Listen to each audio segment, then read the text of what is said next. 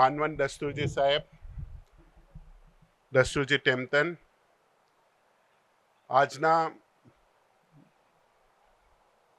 Main speaker justice Edward Rohinton Nariman,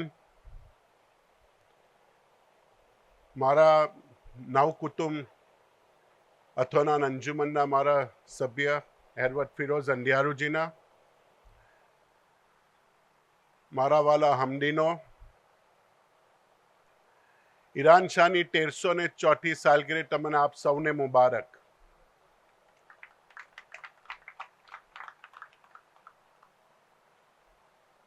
આપને હર સાલ જશન કરી ગંબાર કરીને ચાલી જઈએ છીએ.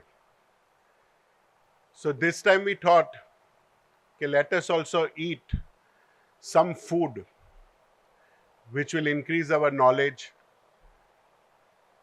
So we have started this, and Mr. Nariman is kind enough to start with very basic, and that is the Kusti prayers. We are fortunate enough that we have amongst him a personality like Edward Rohinton Nariman and Edward Firoz Andiaruji now with us. And we are grateful to them, both of them, કે બેઉ જણે એકે બોલે આપણું invitation accept કરીને બેઉ જણ આ ફંક્શનમાં પધાર્યા છે. So may I request Dastuji Sahib to give a shawl to Edward Rohinton Nariman.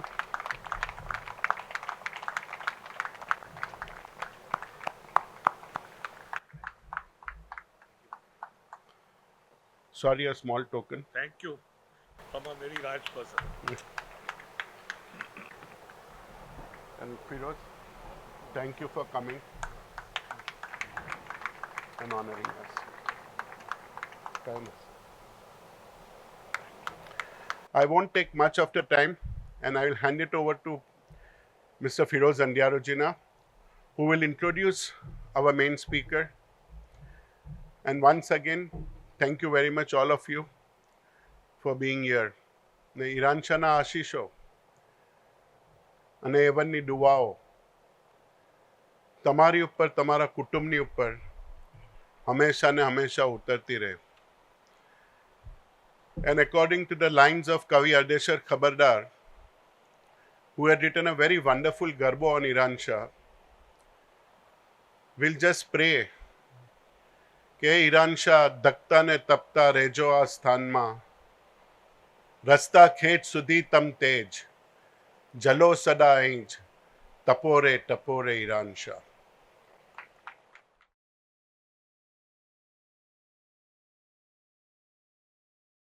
વડા દસ્તુરજી સાહેબ, ખુરશેદ દસ્તુરજી સાહેબ, વડા દસ્તુરજી ટેમ્પટન મિર્ઝા, આજના વક્તા ને રિટાયર્ડ જસ્ટિસ રોહિન્ટન નરીમાન, વાલા હમદીનો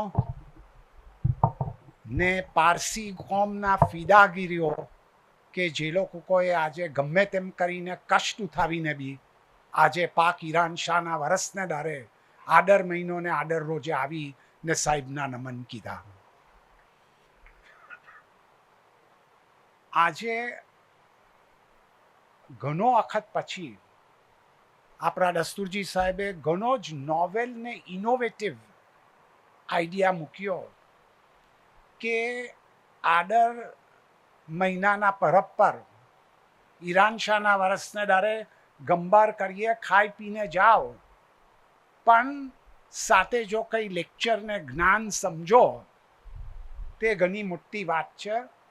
ને that is also like paying a tribute to Pak Iran Shah, especially when it comes from also a religious scholar like Rohinton Nariman. આજના વક્તા Rohinton Nariman is a postgraduate scholar of law, but his professional career is outstanding. We are very fortunate as a Parsi community to have such a great lawyer like Rohinton Nariman.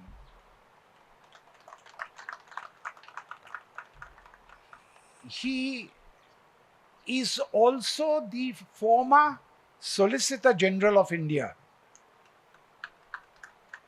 He is a judge of the Supreme Court for 7 years. And one of the outstanding points, according to me, which is very rare and perhaps the only instance in Indian legal and judicial history, is the fact that he became a senior counsel, designated senior counsel, at the age of 37. Now, here I want to point out one very important point. According to the Supreme Court rules, any person can become a senior counsel only at the age of 45. For Rohinton Nariman, an exception was made. A full bench of the Supreme Court sat down and amended the Supreme Court rules to allow Rohinton Nariman to be designated a senior counsel at the age of 37, which, according to me, itself speaks volumes and is remarkable of his illustrious career. As an advocate, there are over 500 judgments which are reported judgments. I'm not saying other judgments, but reported means they are in the tax books, the Supreme Court cases and other journals. And he has penned more than 360 judgments of the Supreme Court, and the judgments of the Supreme Court are the law of the land. I must point out at this stage that one of his landmark judgments, the number, is in constitution, arbitration, and also in insolvency.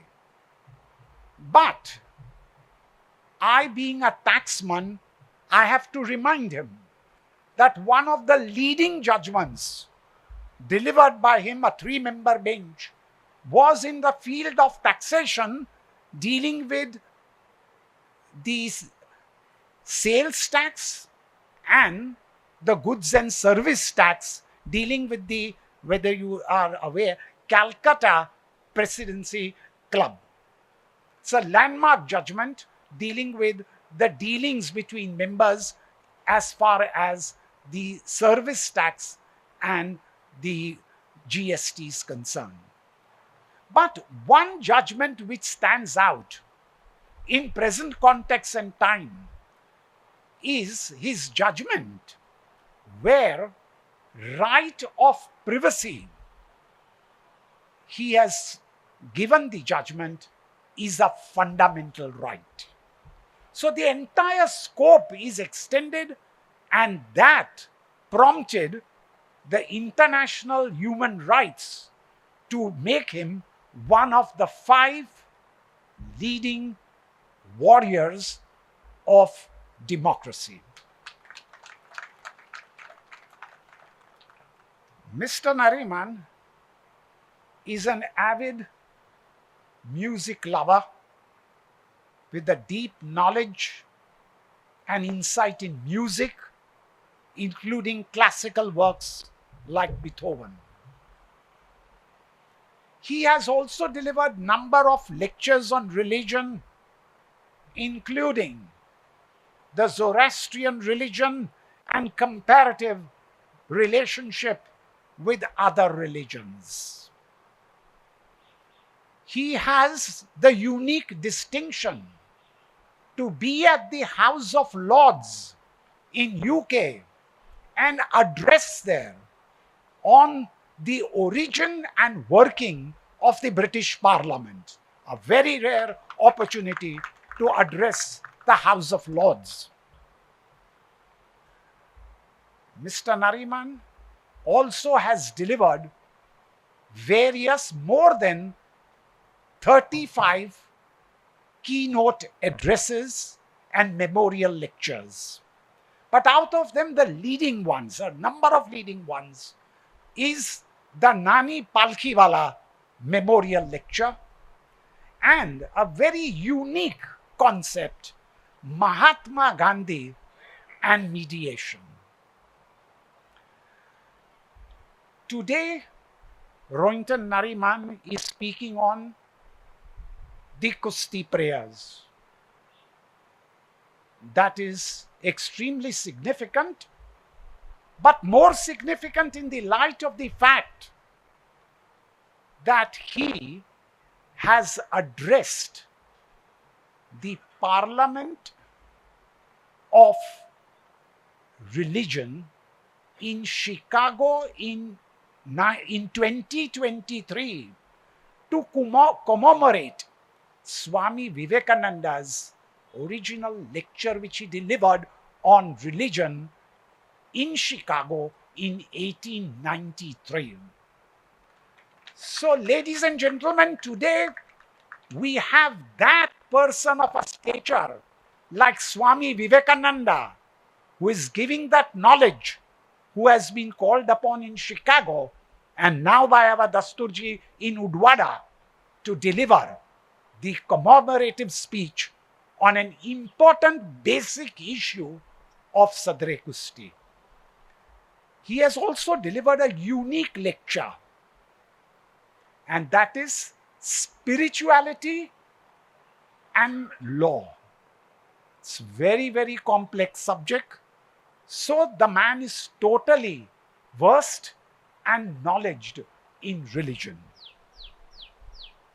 He has written a number of books, including religious books and articles.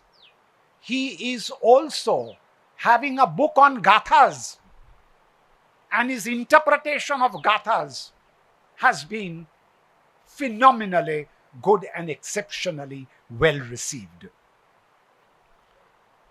As a judge of the Supreme Court, I found Rohinton very balanced, with a desire and zeal to do justice to every litigant. Moreover, I also noticed that dispensation of justice for Justice Nariman was as good as doing and performing a religious function. Today's lecture on Sadre Kusti is extremely significant because times have come today when the Parsi community should realize that even a simple Sadre Kusti done is extremely beneficial, useful, and of great significance. The Kemna Mazda comprises of the parts of Yajashne and Vanidad. The Or Mazda Khodai and Jashme Avange Mazda is the invocation of help to Dadar Ohra Mazda. Please note, I have noticed Parsis, both men and women, as a matter of fashion, Gani Garmi Parita Sadro Karina Kuch. Cannot be done. It cannot be done. It's the most sacred thing. Your prayers are accumulated as a mitra in your kastis. Please ensure that you have Sadre Kusti for 24 hours. Such is the significance that even after death, आप लोगों ने सदरो पेरावी ने गे सारे ते भी तमें याद रखो. Please put on your sadro and visit the fire temple, and please follow the religion. In sum, I think Rohinton Nariman has been the right choice by the Dasturji to start this new practice. May this practice continue, and may Rohinton, who is the pride of the Parsi community, continue to shine and deliver good thoughts to our youth and for our religion. Thank you. Thank you, Feroz.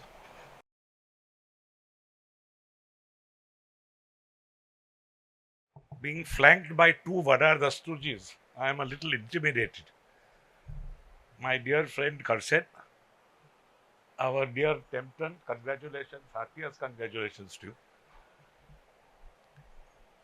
Feroz, thank you very much. Ladies and gentlemen, today is a remarkable day for two reasons, not just one. The fact that it is the birthday of the Atash Behram, that it is one of the holiest days of the year, Adar Maino, Adar Roj. It is also Hitler's birthday. And Hitler was born in 1889 on this day. Now, this is important to bear in mind because in the very first or the smaller lecture that is contained in Yasnaha 30 by our great prophet, he said that Ahura Mazda created two spirits. Now, what is important to remember is that they were twins. He uses the word Yema, which means they were exactly the same. However, they were given the right to choose. One chose a right, one chose wrongly. So you have exactly this today. It's a salutary reminder that it is also Adolf Hitler's birthday. Do not ever choose like Angra Mainyu. The Kusti prayer about which I wish to tell you is a work of genius. It was devised by one of our greatest chief priests, a man called Adarbad Maraspan. And he lived in the time of Shapur II, one of our great Sasanian kings. So he lived around 340 to 50 AD. That's many, many years ago. And he devised a prayer where he took something from the only extant nusk that remains. Now, I must explain myself. A nusk is a compilation. And you had 21 such compilations in Achaemenian times. That is in Cyrus the Great's time, Darius the Great's time. These were lost after the Alexandrian conquest. So that a king called Volgosis in the next great dynasty, Parthian dynasty, caught all the scattered remnants of the Avesta together and recompiled these 21 nusks. They dealt with various subjects including medicine, astrology, etc. The Damdat Nusk is an important one which dealt with creation and where exactly we are going. Now these nusks also, in the course of time after the Arab invasion, got lost. As a result of which, you have what is called the Dinkard, or books written in the 9th century AD by two brothers, basically telling us what the summary of these lost nusks is. As I told you, the Vidaiva Dat or the Vandidad is the only one nusk still standing. There is no other. And the Kemna Mazda prayer is directly borrowed from Fargad number 8. Now 8 is a chapter in that particular nusk. And Kemna Mazda is set out in verses 20 and 21 of Fargad 8. What is interesting is Fargad 8 has 3 or 4 parts, and this is the third part. And the third part deals with whether you can walk along a road where corpses have actually been laid. A corpse may be of a dog, corpse may be of a human being. And the answer given was that you cannot until this particular prayer, which is considered so holy, that it's good enough now to lift whatever curse was laid by that so that one can travel again. Now, Kemna Mazda itself is made up of 3 parts. And don't forget one thing, our Kusti prayer also is in different languages. Kemna Mazda is a direct borrowing from Gatha number 2. Now, at this point, again, I wish to pause. The Gathas are the actual utterances of Prophet Zarathustra. They are 5 in number. And they are all contained in a compilation called the Yajashni, which consists of 72 chapters. 17 of these chapters are the 5 Gathas. The first, called the Ahunavaiti, begins with Yasna Ha, that is chapter 28, and ends with Yasna Ha 34. The second with which we are directly concerned, please keep it in mind, is the Ushtavaiti. And that consists of 4 chapters, again beginning with Yasna Ha 43, going on to 44, 45, and then 46. The third, called the Spentamainu, again consists of 4 chapters, beginning with 47 and ending with 50.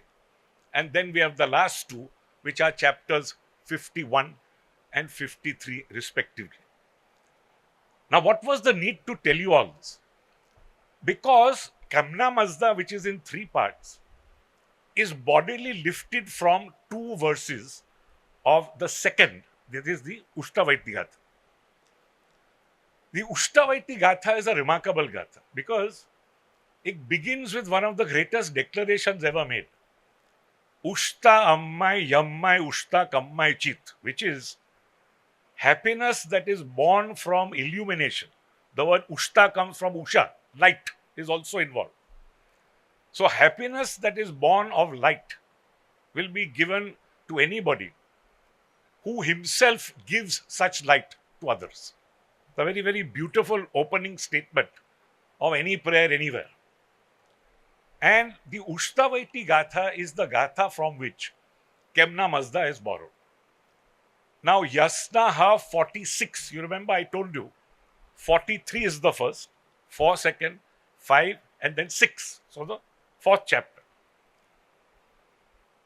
The particular verse is verse number 7. Now, to understand Kemna Mazda, I will first try and tell you what it says, and then go back a little verse-wise so that it becomes crystal clear. Now, Kemna Mazda essentially means, which man, O God, O Mazda, and by the way, Ahura Mazda was coined for the first time by Prophet Zarathustra as meaning the great Lord, and great is the word Maz, which is the word majestic today in English also. And creator is Da. So it's the Lord who is the great creator. So coming back to what I was telling you, essentially what you are told is, which man, O Mazda, or who, O Mazda, will you protect, and how will you protect this person once he is threatened with violence? Now, the first question which comes to mind is, why should one be threatened with violence? But we'll answer it in a minute. And then he says that who will protect you? You will protect yourself. How will you protect yourself? You will protect yourself through these 2 words, Athrascha Manangascha, which means fire and mind. Now, obviously, fire is not the fire that we pray to. The fire referred to here is the fire in your own belly. So, you are told that if you are threatened with violence, rely upon yourself, rely upon your own mind, and rely upon the fire in your belly. Now, the question is, why should you be threatened with violence? If you go back 2 verses, which is Yasna 43.5 and 6. 43.5 tells you that whoever being in a position of strength receives somebody who he finds to be not up to the mark. Not up to the mark, that is, in the sense of being a good person. He should try and explain to him whether he wants to do this because of love of God, or whether he wants to do this because he just wants to explain to another fellow man, he should explain to him that he is going wrong, and he should try and get him over to the right path. Now you go to the next verse, 6. 6 says, whoever does not do this will himself get ensnared in evil. And most important, he who is well-intentioned or good to those who are wicked is himself wicked. Now, if you are going to be proactive like this, no wonder you are going to be threatened with violence. And that's how you come to Kemnamazda. And then the following verse, verse 8, which says that, don't worry, even when you use your atar and your man, ultimately evil will recoil on its maker. So, the effect of that one beautiful little stanza is better understood when you read it in context from where it comes. And now it makes perfect sense. You know why you are going to be threatened with violence, because you are living by the path of Asha, the path of truth. It's a very difficult path. It's not easy. You will encounter great difficulties. Rely on yourself to combat those difficulties, and never forget, ultimately, whatever evil is done to you will recoil on its maker. Now, this is the essence of the first part of Kemnamazda. The second part is taken from a question chapter. Because if you remember, I told you, Ustavati begins with 43 and goes on to 44. 44 are questions that Zarathustra poses to Almighty God. And all of them begin with Tattva Peresa Eres Mai Vaucha Aura, which means, tell me truly, O Lord, does this happen? Now somehow these words are missing. And the verse picked up is verse 16 from 44. When you come to Ke Varethrem Ja. So it is Ke Varethrem Ja without the question. Tattva Peresa Eres Mai Vaucha Aura. And here again, what you are told is, Varethrem is basically victory. Victory over evil. Now, how will there be victory over evil? Through understanding your revelation. Thwa Posenga. Senga is something which is a doctrine or a revelation. So, how do we overcome evil? Unless you send to us a Ratu. Now, a Ratu is a person who is a prophet. So, how will we overcome evil unless you tell us how to overcome evil? That is, you send us a Ratu. And to that Ratu, let Sarosh also come. Now, Sarosh is a cardinal concept. Sarosh means conscience. So, a person who should come and instruct us in how to ultimately obtain victory over evil should be a person appointed by you and should be a person with an active conscience. Now, various interesting theories have been given as to the meaning of this verse. One theory given is by Bartholomew, one of the great scholars in Heidelberg universities, and I incidentally agree with him, that the person referred to here, the Ratu, is Zarathustra himself. Now, why do I say that? Because this is a question that is asked by Zarathustra before he was actually appointed as a Ratu. And that appointment takes place in Yasnaha 31.2. 31.2 is part of the first Gatha, Aunavaiti Gatha. And there he says specifically that I know now why I have been appointed as a Ratu, that is a prophet to mankind, by you, by God. Because the correct path is not clear to all of you. So I have been brought here to tell you what that correct path is. Then it becomes even clearer.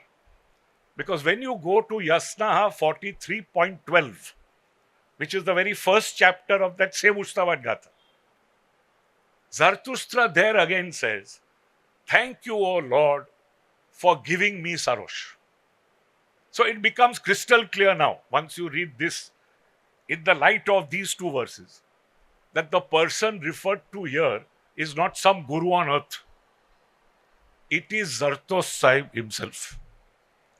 Somehow, intriguingly, I don't know, Taraporwala seems to think that the reference is to Sarosh. Can't be to Sarosh, because Sarosh has to come to the Ratu. And even more intriguingly, other scholars like Dharmestater seem to think that it refers to King Vistasp. It's a very long shot. But according to me, when you read these three verses together, it is crystal clear that this enigmatic verse only refers back to Zarathustra and the revelations given to him in the Gathas. So once that becomes clear to you again, these two verses then make perfect sense. And then you come to the last part. Now the last part is a leftover of what I told you in the beginning, that road which is strewn with corpses. So the last part only is this, that we want to chant these two verses to get rid of any demons that may be associated with these corpses. Hence you say, Nasu, Nasai Devi Druks, Nasai Deva, Nasu, Nasu, Nasu. Nasu is the demon associated with attacking corpses. So the third part really is a leftover from the Vendidat. And then Adarbad Maraspan adds one lovely sentence. And this he picks up now from the Spentamainu Gatha, Yasnaha 49.10. And he says, Nemascha ya armaitis izacha. Now this again is a very beautiful verse, which is speaking of persons already in heaven, smiling down upon mankind. And he says, how do they do it? Nemascha ya armaitis izacha, which means what? Nemas, namvanu, to be humble. Armaiti is the rock which stands firm when reason tosses about in doubt. In short, it is faith. So, with humility and faith, do I wish ultimately that all mankind goes to Avravas. So, this is the last line in the Kemna Mazda prayer, picked up here from a different Gatha by this genius, Adarbad Maraspa. Now you come to the second part, the Auramazda Khodai prayer. This is in a completely different language. It is not in Avesta. It is in Pazan spoken and Pahlavi written, which happened to be the language of Adarbad Maraspa, composed by Adarbad Maraspa. And this beautiful prayer again now fleshes out 11 types of evil. And this is the basis of the religion now. So by now, of course, you don't have any Spenta and Angara Mainyu. In Sasanian times, you had Ormuz versus an all-powerful devil for the time being called Ariman. So the first thing that he refers to is Ariman. And it is this devil then that is the embodiment of everything that is bad. So he says, he begins the prayer by saying that there are 11 evils which you should stay very far from, which we should not ourselves be. First is Ariman, very embodiment of everything bad. Daivan, belief in many gods. Drujjan, liars. Jaduan, obvious, magicians. Darvandan, very important. Why? Because a Darvan is a person who has left the faith. It's repeated twice. You'll notice. So, Adarbad Maraspan stresses, never leave the faith because the faith is a rock. And if you leave the faith, you're in big trouble. Then you come to two beautiful concepts, Ki Khan and Karefan. Ki Khan is being willfully blind and Karefan is being willfully deaf. What does it mean? You see something wrong going on and you run away from it. You don't want to see it, you don't want to hear it. Bad. That is itself evil. You are to actively go and attempt to right it. So, Ki Khan, Karefan. Sastaran is a tyrant, bad ruler. Gunegaran, a person who's a sinner in the widest sense. Guna is sin. Ashmogan, a person with no respect for truth, for Asha. And then again, Darvanda. Second time. So these are the 11 evils that you are supposed to stay very, very far from. And then you are told of somebody who's a Dushmana Frayan. Frayan is a friend. Dushmana is a person who's evilly intended towards you, though outwardly a friend. So be careful. And the words there are keep under control or destroy. Avadeshan is keep under control. Jaj se kaste baad is frustrate and defeat. So, you are told in this first part, these are the 11 evils. Stay far from them. And see that you actively intervene when your intervention is sought. Second part revolves around the words patet pasyaman, which is that I humbly seek and beg forgiveness for every wrong that I may have done, intentionally or unintentionally. So that ultimately the holy triad of good thoughts, good words, and good deeds triumphs. Dushmatta, Dujukta, Dujvarshta must go. This is the second part. And finally, the last part, which is now in Avestan. So the Pahlavi part of the understood language is over. Gujarati English is over. You are back to a dead language. Schnautraurem thou, Taroidite Angremenush. Now you're back to Angremenush. You began with Ariman, if you remember. So, again, you are blessing God and you are saying, have utter contempt for that Mainu who chose wrongly, like Hitler. Angrameni. And then again, the last line is taken from the very last line of the Sveta Mainu Gatha. Haitya varstam yat varsna farshostana. Very important line. Because it means I must fulfill what God wants, and that is farshostamam, or a complete renovation of life on earth.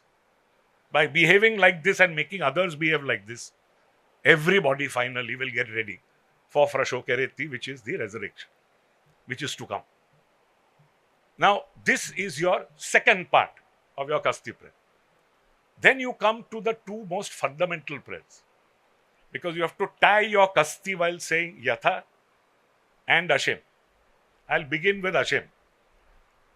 Ashem Vahu essentially revolves around two words, Ashem and Ushta. As I told you, Asha is truth, righteousness. Ushta is happiness which is born from light, illumination, as opposed to misery born from darkness. So, you are told Asha is good, truth is good. Indeed, it is best, Vahishta, Beheshta, behest, best. English word. So, it is best. Then it is equal to happiness. It is equal to the happiness that comes from an enlightened mind. Because you have now trod this path of truth. Very difficult path. And then finally you are told in the last three, four words, do it for its own sake. Here does I. Vahishtayesh. So Ashem Vahu again is a beautiful prayer. All it says is, live by truth. That alone will bring happiness which comes to an enlightened mind. And do it because it is intrinsically good to do it. Don't do it for any other reason. It's good in itself. Yatha Ahuvairyo is in three parts. First part makes the distinction between power and spirituality. Yatha Ahuvairyo, and Ahu is a person who is somebody who is powerful on earth. It could be a minister, it could be anybody. Person who wields power. A Ratu, as I told you, is somebody who's like Zarathustra. Why? Because he lives by truth.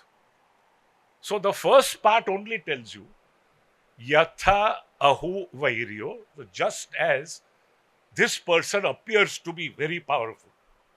don't get taken at him, in by him, so is a ratu, atha ratus. Why? Because he lives by asha, asada chitaj. So the first is very important because everybody gets taken in by power, not truth. It is to constantly affirm, live by truth, that is the only path, there is no other. Power is a fourth path. So, first part. Second part, Vangahush dasda manangaho. Vahu mano is the good mind or the embodiment of an enlightened mind. That mind will give you gifts. Dasda is gifts. Those gifts are for. And again you have to go to the Ustavaitigata. What are those gifts? Yasnaha 45.10. Now 45 incidentally is the larger sermon. There are two sermons. 30 was the lesser sermon in the Aunavaitigata.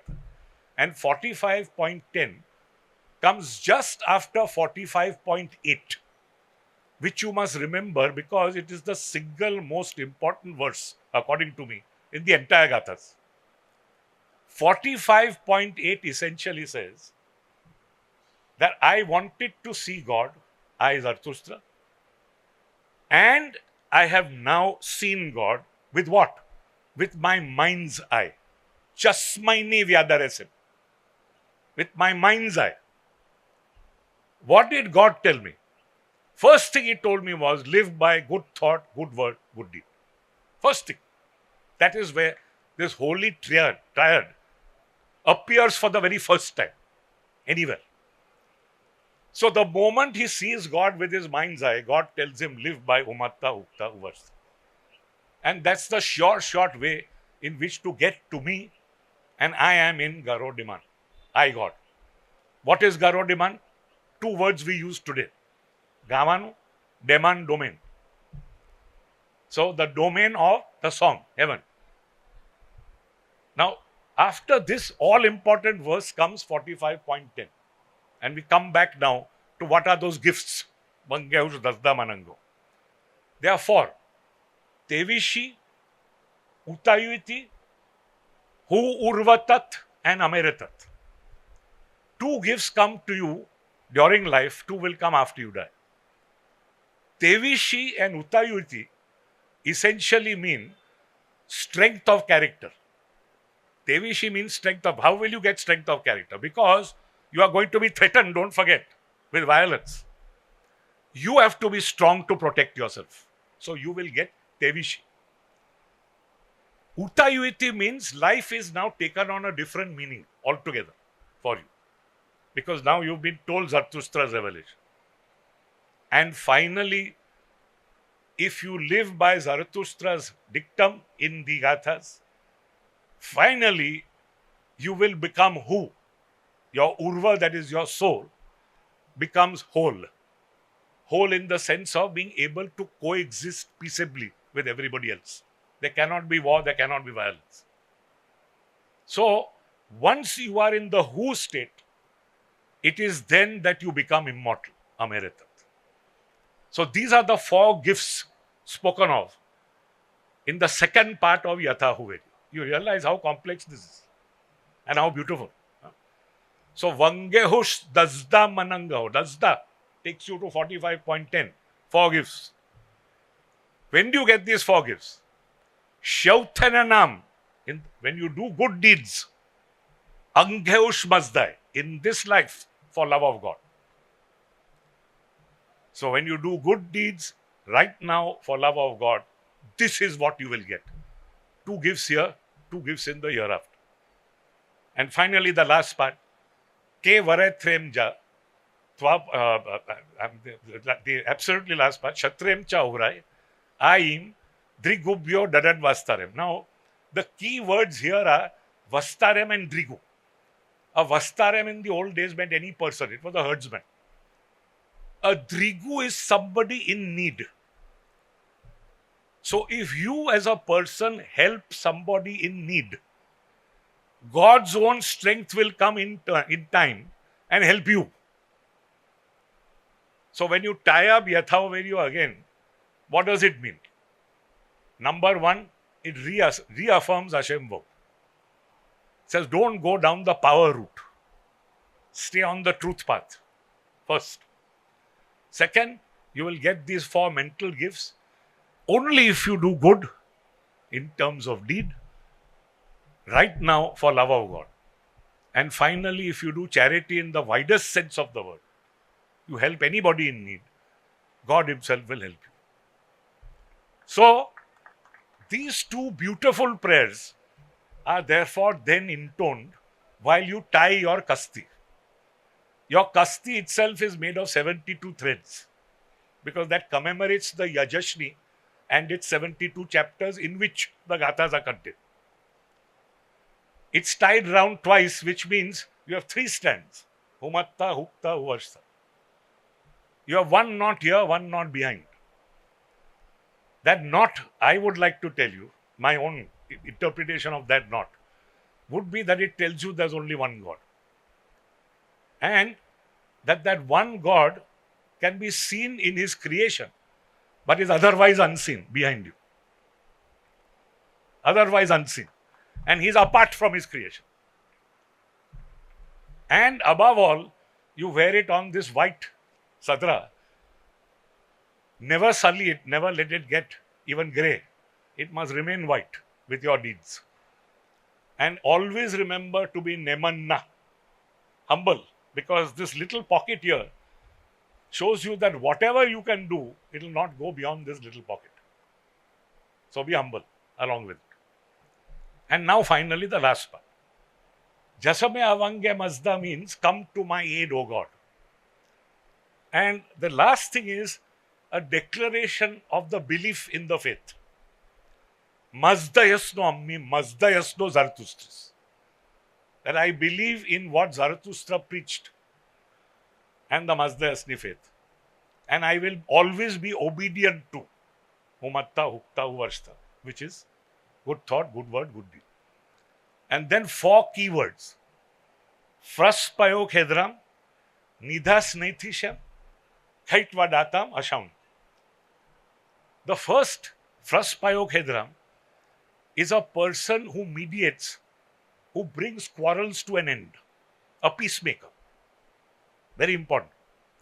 Nidhas Neithisham means never be violent. A Snaithisha is a sword. It must always be in its scabbard. Never taken out. Kaitvadatam, give of the self. Do not be selfish. Be selfless. And Ashaunim, be a follower of truth. And then finally it goes on to say, if you do these 4 things, you belong to the best faith in the world. Please go on doing them. Thank you all.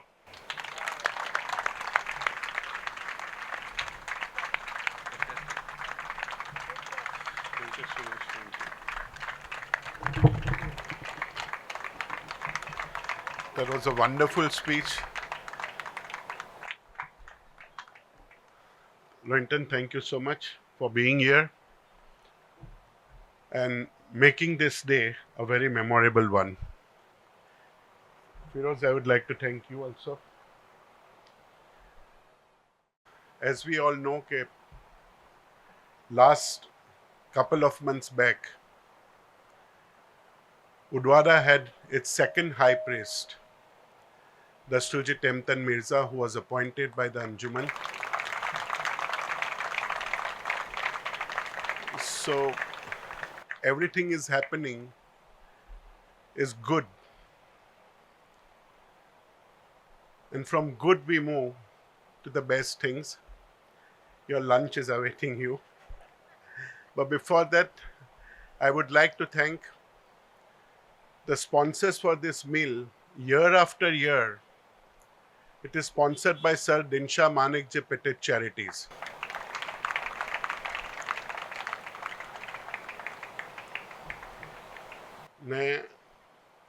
I would like to thank each and every one of you to being the part of this memorable day. We part from here with good knowledge, a good mind, and with the good thoughts. Thank you very much. Atha Zamia Tatha Afrina.